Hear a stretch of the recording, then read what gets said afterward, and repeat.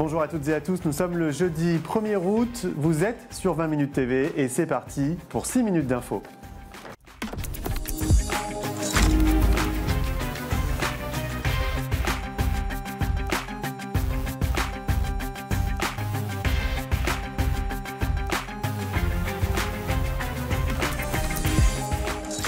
Le nageur français a réalisé un doublé inédit dans l'histoire de la natation mercredi soir lors des JO de Paris.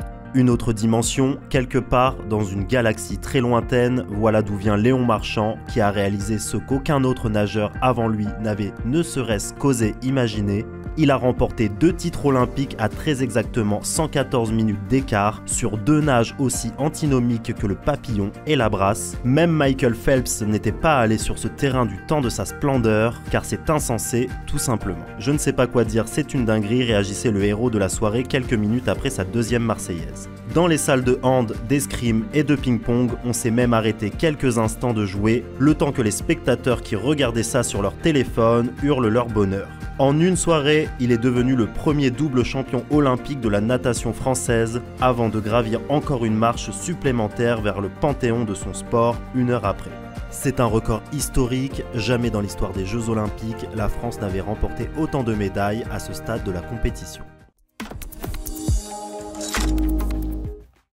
La mairie de Paris soutient l'indemnisation des commerçants.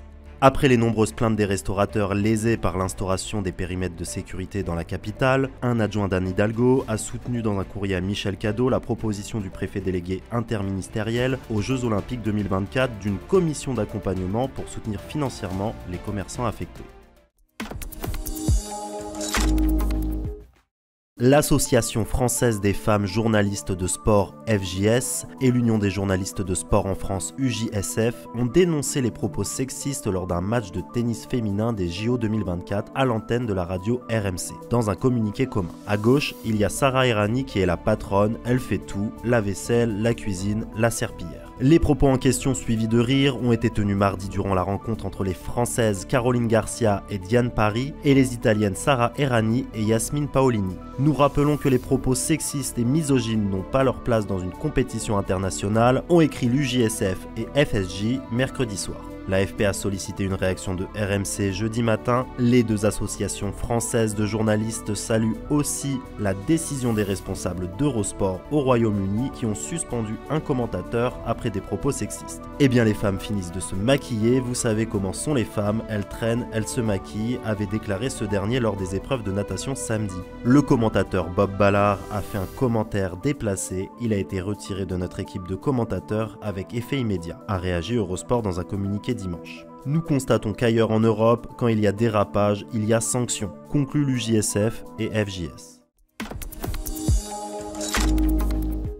Salut les amis, une petite astuce si vous en avez marre des JO, peut-être que vous avez envie de sortir de Paris et de l'Île-de-France. Alors rendez-vous à Chartres, à 50 minutes de TER depuis la gare Montparnasse.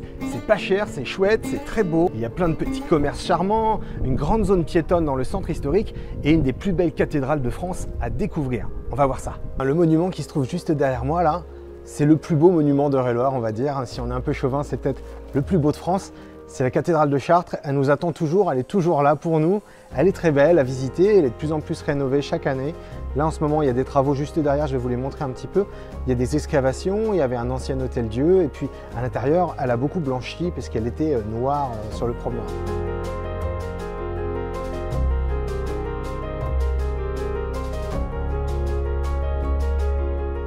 Et puis il y a aussi une figure incontournable à Chartres qu'on croise quasiment à tous les coins de rue. C'est Jean Moulin, avant de devenir le résistant que l'on sait et de mourir sous la torture nazie. Jean Moulin était préfet d'Eure-et-Loir et donc il est officier ici à la préfecture à Chartres. Bon Thibaut, qu'est-ce qui se passe au Très Superbe? Il n'y a rien qui est vegan, tu m'as dit, c'est ça? Tu déconnes?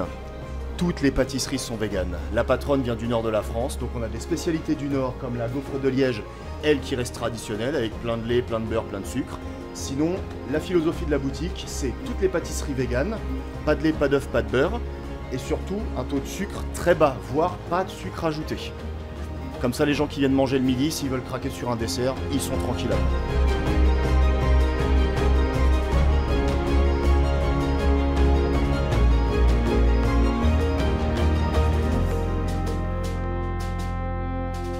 Voilà, et puis donc si vous m'avez écouté, que vous êtes un petit peu foufou et que vous êtes venu jusqu'à Chartres, n'hésitez pas à venir le soir, parce que le soir, il y a des projections de lumière sur les murs à travers tout Chartres.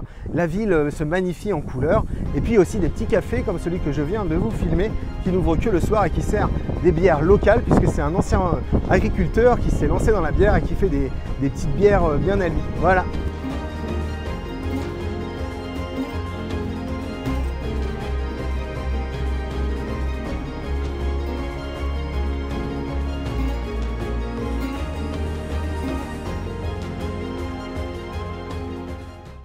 Merci à toutes et à tous de nous avoir suivis. N'oubliez pas que vous pouvez voir et revoir tous nos reportages sur 20minutes.tv.